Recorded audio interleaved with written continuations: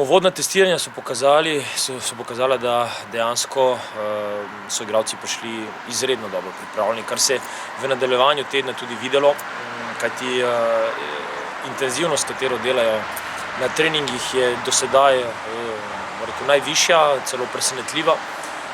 Tudi odlično se počutijo, regenerirajo se hitro, enostavno zato, ker so zelo dobro prišli že pripravljeni v samem štartu. Želja po delu, po napredovanju je ogromna. Morda so te prestopi dodatni naših igralcev še malo spodbudili celotno motivacijo, kajti vsi vidijo, da se je možno razviti v nekem določenem času in tudi narediti nekaj zase v karieri.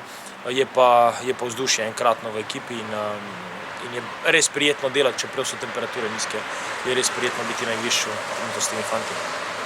Torej do 1. februarja, to je datum, s katerim potujemo v Turčijo, bomo odigrali še 3 prijateljske tekme.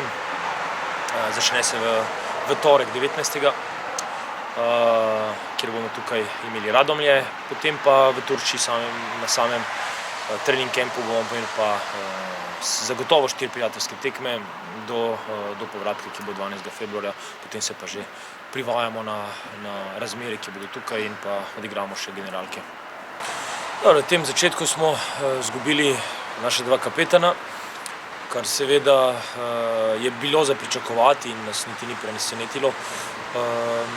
Sigurno je to neko breme za novi del prvenstva, ampak soočali smo se s takimi zadevami že v preteklosti in smo veseli, da omogočamo zopet nekaterim našim članom, da naredijo neke korake naprej. Kar se tiče nadomestila, definitivno na desnem boku imamo 2 opcije. Ena je, da najdemo na trgu nekaj. Druga opcija je, da rešimo to znotraj našega kadra. Obe opciji trenutno pregledujemo.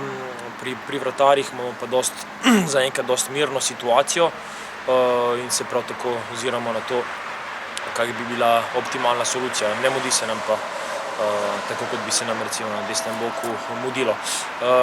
Kar se tiče prihoda, ki smo ga imeli, torej Filip Janković je zaenkrat potrdil, da je odličen karakter, kar je mogoče za nas še najbolj pomembno.